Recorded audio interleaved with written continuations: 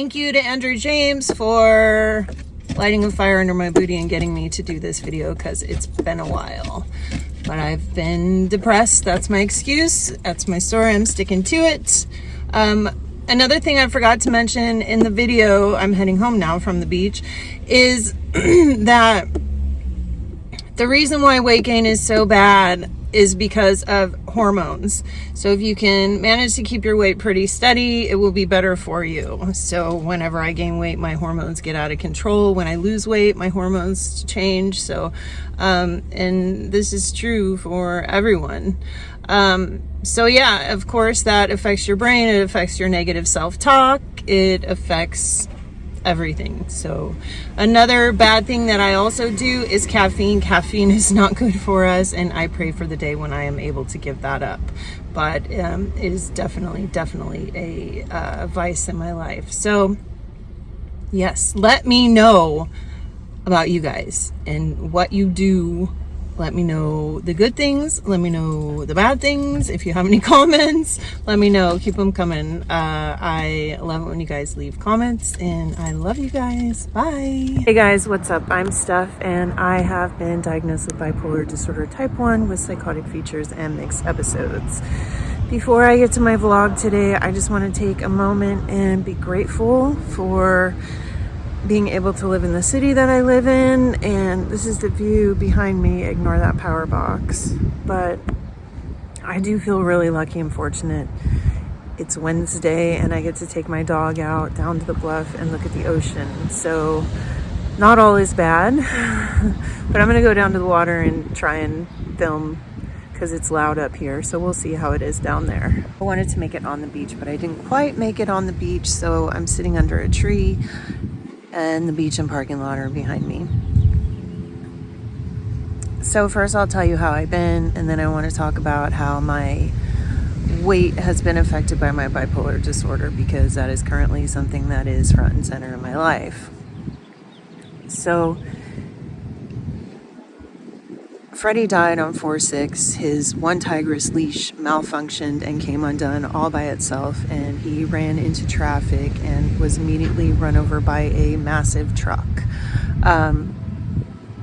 And I have been blaming myself for it. I have been replaying the event in my head over and over again, wishing I had done something different, telling myself, what if I just had his gentle leader on, if Jeff and I had just walked the two dogs together, if I had just done this, if I had just done that, then things would have been different. Every time I see a massive truck, I'm triggered and my stomach sinks, and I'm reminded, the images fly back in my head. And so it's been really hard to deal with, and I tend to go to unhealthy behaviors when I'm struggling. Sometimes I'll binge watch TV, but one of the big problems is a crutch for me is marijuana. So I'll smoke weed, which is horrible for somebody with mental illness, and it's generally probably not good for you at all. But it's legal in California, so I can go down to the store and buy it. So I'll generally do stuff like that, which is bad, and I'm trying to avoid it, and I have quit for massive chunks of time, but it's something that I've done since I was a teenager. But the problem with that is it enhances all of your emotions. So I do become more emotional. I'm more relaxed, but I'm definitely more emotional. I don't have as much anger. But again, it's really bad for you. You should not do it, especially if you have mental illness. And some people are, I guess, with as strong as it is now, some people, according to my psychiatrist, some people who do not have mental illness are experiencing symptoms of psychosis because the weed is so strong nowadays. So that said, one of the problems is I've struggled with food and eating issues and body image issues since I was a teenager. When my parents got divorced, I developed an eating disorder at 14 and would stop eating for days at a time, or would only eat dinner, but then I would binge eat.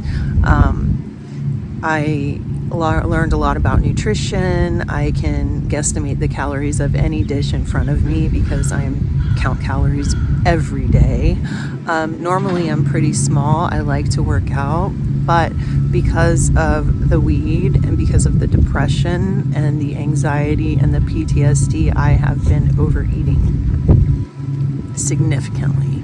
So probably over the last couple of months, I've put on 20 pounds. No, not 20, 15 pounds. And prior to that, I had already put on 10 pounds. But my normal weight is like 130, 135. And right now I'm 5'5", 150, which is big for me. And I've been even bigger than that before when I've been depressed. Right after my last psychotic episode, I was severely depressed for a year and just overate. And I got up to 170. But the majority of my life, I've been smaller because I like to exercise and because I count calories on a daily basis. But when I'm depressed, I just don't care. When I have severe anxiety, I'm really worried about something, I don't eat. But when I'm depressed, I overeat. And that is a sign of depression. Overeating or undereating is a sign of depression. Sleeping too much or not sleeping is a sign of depression. I've been sleeping really good since I got this Aura ring. So the Aura ring monitors your sleep. So what it does is it tells you how many hours you got. So the Aura ring has helped me a lot. It's really expensive. And then you have to pay like once a month, like $6 or something. But if you can save for it, I think it's worth it. You wear it every day, all the time. This one's in rose gold.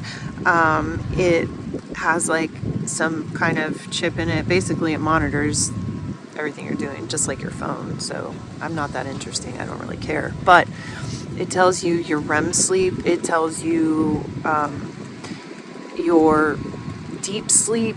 It tells you latency, how long it takes you to fall asleep. It tells you how much time you've spent in bed and how much time you're actually sleeping. It is so cool and it is so beneficial because then I will know, hey, you only got 5 hours of sleep last night. You need to do something for the following night because sleep is so crucial when you have bipolar disorder. It is so crucial. Real quick, again, obviously there are less expensive ways to track your sleep, like journaling your sleep, etc. But if you do get the Aura ring, meditation apps can help you fall asleep, blah, blah, blah. But if you do get the Aura ring, let me know, because one thing that is really interesting, and I'm pretty sure it has to do with my bipolar disorder and the PTSD that I experience, is I get very, very, very little deep sleep. I get an excessive amount of REM sleep and very little deep sleep. And that's really weird to me because my husband is the exact opposite. And apparently, like, sleep in general for human beings is mostly deep sleep and not REM sleep. It's nowhere near as much as I get. So yeah, let me know. Bye. So yeah, that's what's been going on with me. I want also to talk about a big myth about bipolar disorder and that people enjoy mania. So I asked Reddit and I will share the results with you. Stay tuned.